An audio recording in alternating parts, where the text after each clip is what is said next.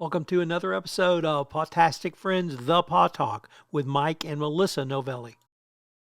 Hello, everyone. It's Tom Fox, and we're in the month of October with Mike and Melissa Novelli, the founders of Pawtastic Friends, and we're back for another episode of the Paw Talk. Hey, guys, what's going on? What's happening? Tell me about Shadow. Shadow is another longtime scholar in our program. He is a magical boy who has an energetic personality, loves people, loves other dogs, but is overlooked. He doesn't show well at adoption events, so he rarely goes to them. He loves agility. He loves going for walks. He loves playing and needs an active household to call his own. And he's been waiting far too long. He started out in the program, he was younger. Now he's probably around 4 or 5. And as the years pass by, he gets older and he really deserves to be cherished and loved in a home of his own. What kind of dog is Shadow? Shadow is what would you It's say? probably another pit bull mix. So that's majority of the dogs in the rescues out here. We just have to keep slaying that message out And there. he's a black dog as well. Yeah, or neutered. Does he come down to the facility, or you guys go out to see him? We We see go him. out to see him. And for up at Friends for Life. Those guys do great things out there. Melissa, you mentioned he doesn't do well at adoption events. Can you maybe explain or say a few words about why a dog might not do well and what someone who's looking for a forever dog might consider rather than just the cute puppy you just saw that my wife fell in love with at the last adoption event we went to? Sometimes adoption events can be a little chaotic. There's a lot of barking dogs. There's a lot of people. A lot of times the dogs are kept in kennels, so they can become a little kennel reactive when people approach. And sometimes their best personality doesn't come out at those events. I do feel that it's important to meet a dog in the right setting. There's some dogs that do great at adoption events, but some just do not. And unfortunately, it hampers their opportunities to get adopted. It's a stressful environment for some. Yeah.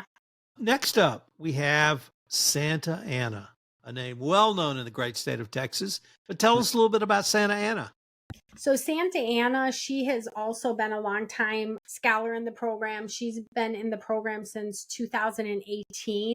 She's a great gal. She needs to be your one and only. The problem with Santa Ana that seems to be the issue is that she needs to go to a home where there's only one person, because that one person becomes her whole world. And sometimes if it's like a husband and wife, she guards the person that's her person. So she would do best in a home that's a single guy, a single woman that can go ahead and make her their whole world, the whole world. She doesn't do well with other dogs. She's just happy with the person and all the love, and that's it. And she's been waiting a very long time. And as the years pass, she gets grayer just like I do. Great. With a dog like that, do they become too protective of their owner if they're really focused on them that much? And could that cause problems, or is that something that you're able to help with during enrichment training? In her case, that's how she is. She was adopted out at one point, but it just didn't do well because it wasn't the right fit. And she became territorial over her specific person in the house. When she's with our trainer, like if you would go up to her, she would be protective over the trainer. So that's why she needs somebody that might be a homebody that doesn't do a lot of entertaining, maybe a senior citizen that is home, retired, that can spend enough time with her.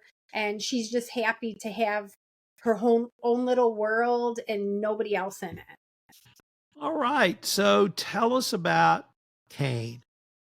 Best adoption of the year. Yeah, that was a huge one. Kane was actually also out at Friends for Life, which once again, those guys do an amazing job out there. And we had a trainer going out there, and Kane was making progress. And then tell the whole story when he started. Yeah, it's been a long time since he's been over there. He went into rescue as a 10-month-old puppy, and he's been in the program for close to 4 years now. Yeah. And then go ahead. Yeah, he was in the program for 3 years. So what happened is one of our trainers actually showed us a video where he was spinning in the kennel like cage neurosis, and Melissa just broke down in tears. She says, "Oh no, it's not going to end like this for Kane." God, now you got me all tearing up. She sent one of our trainers, Parker, out there who worked with Kane and just we're posting the videos and showing Kane how he's improving from spinning in the kennel to doing agility. And he just wanted to work. He'd go through the chutes and he'd go over and just having a blast when somebody was paying attention to him. Now, so I'm done tearing up. You can tell him the rest of the story.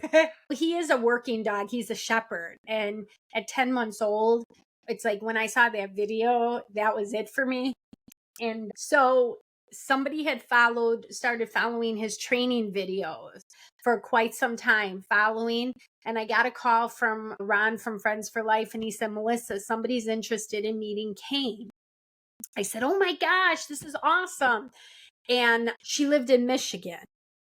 So I'm like, wow, that's quite the commitment. They lined everything up. She drove all the way out here to Pahrump from Michigan to meet him. It was love at first sight. We had never seen Kane like this. He just took such an immediate love to her, and you could see. And she drove him back to Michigan. Now he lives on a huge ranch. He has furry siblings, tons of dog siblings. He has farm animal siblings. He loves the horses. He goes to the trough with them and drinks the water. He has these huge fields to play ball in because that was his favorite thing. And he is just thriving. So after waiting almost 4 years in a kennel at 10 months, now it's his turn. Wow. I think you're right, Michael. That may be adoption of the year. Wow. It also shows really the reach of Pawtastic Friends, and literally by doing what you guys are doing and posting those videos, people can follow the progress, and you can move someone to literally pick up the phone in Michigan and drive all the way out to Las Vegas. Man, we need to send that woman some dog bones. Look, rather than a tip for this to end this podcast episode, I wanted to see if you guys might be able to talk a little bit about your upcoming major fundraising extravaganza. I think is in December, if I've got it right. But could you tell us a little bit about that, and maybe how people who don't live in Las Vegas might be able to help out either through a donation or sending you something for an auction, or what can people listening to this podcast do, Michael? Yeah, so Sunday, November 12th, 2023, going to be from 10 to 4 at the Pawtastic Friends Enrichment Training Center for Dogs. It's our Hope for the Holidays event. We've got some incredible new sponsors that want to be part of Pawtastic Friends. You can see the Cane's basket behind us. They sent 100 gift cards for kid combo packs. We had 35 last year. This year they sent 100. So kids that come to the event are going to get a free meal from Cane's, and they loved it last year. Kids are like, oh my God, we love Cane's. And then we also have Lamar Advertising. They do all the digital boards around town. They're one of our sponsors. They're going to be putting our events up on the boards around Las Vegas. And then Dollar Loan Center, which is a really big one too. They're one of our brand new sponsors. They're going to be sponsoring the Kids Zone and our Chill Zone, where we have our live entertainment. And Wax Tracks Records, Sonny, Richie, David, and Gina Rosen, they've been supporters for the last 8-9 years, and they're sponsoring the stage there because Richie buys records. So if anybody wants to sell records, Richie Rosen's your guy at Wax Tracks Records. So our Hope for the Holidays event is one way for us to raise a lot of money, hopefully, for our enrichment training center for all the dogs that we train. So we're going to have local vendors, entertainers. It's just awesome. Raffle, auction. All very cool. And what's the address? It's 2200 East Pamela Lane, Las Vegas, Nevada, 8919. We're right by the airport in Sunset Park. Major cross streets are Sunset and Eastern. Very easy to find. We're right next to the airport. And if listeners wanted more information on Pawtastic Friends or the upcoming event, where'd be the best place for them to go? They go onto the website at pawtasticfriends.com. You guys can donate right there to help provide training for the rescue dogs, provide funding for the center, and just to help out. Or you can check out everything on social media. Yeah. Facebook is Pawtastic Friends. On Instagram, it's Pawtastic Friends LV. We do TikTok too.